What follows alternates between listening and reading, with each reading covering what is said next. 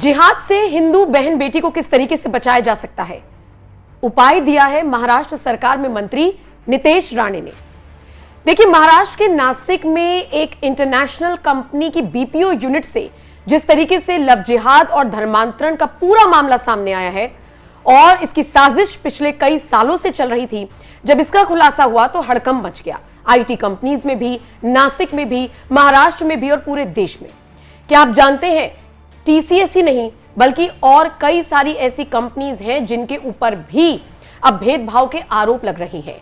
खबरें यह भी मिल रही हैं कि कई कंपनीज ने अपनी पॉलिसीज जारी की थी जिसमें बिंदी लगाना, तिलक लगाना, सिंदूर लगाना, चूड़ियां पहनना, कलावा बांधना, ये सारी चीजें अलाउड नहीं थी।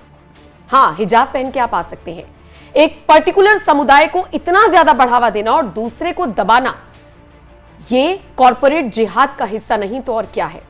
महाराष्ट्र सरकार टीसीएस वाले मामले में पूरी तरीके से एक्टिव है और जिस तरीके से ऑपरेशन चलाया गया, एनआईए ने जिस तरीके से जांच करते हुए इन जिहादियों को पकड़ा जो हिंदू बहन बेटियों का धर्मांतरण के साथ साथ उनका पूरा ब्रेन वॉश कर रहे थे, इन सब के बाद और भी कंपनीज पर शिकंजा कसा जाने लगा है।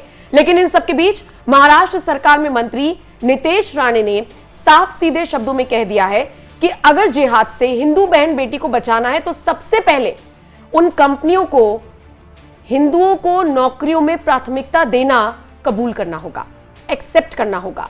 जी हां, नितेश राणे ने कहा कि मैं जो कुछ भी कह रहा हूं, मैं समाज को बांटने वाली बात नहीं कर रहा हूं, लेकिन आपको समझना होगा कि हिंदुओं की बहन बेटियों को किस तरीके से टारगेट पर लिया जा रहा है।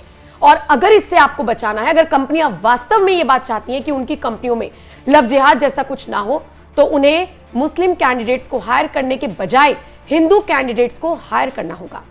नितेश राणे का यह बयान सोशल मीडिया पर आया तो लोगों ने उनके साथ सहमत होना शुरू कर दिया।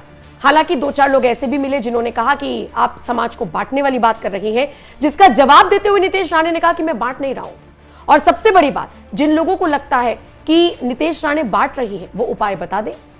हिंदू बहन बेटियों को जिहाद से कैसे बचाया जाए, कॉर्पोरेट जिहाद अब सामने आ गया है। सोचिए, बड़ी बड़ी कंपनियों में नौकरी करने की चाहत होती है सबकी, और अगर वहां पर एचआर से लेकर टीम लीडर तक एक पर्टिकुलर सोच के लोग हैं जो किसी और ही लेवल पर आगे बढ़ रही हैं, काम से ज्यादा प्राथमिकता नमाज को दी जा रही है और उसके बिहाफ पर अगर प्रमोशन हो रहा है, तो निश्चित तौर पर सवाल उठने लाजमी है। और इसीलिए नितेश राणे ने जिहाद से हिंदू बहन बेटी को बचाने के लिए यह तरीका सुझाया है।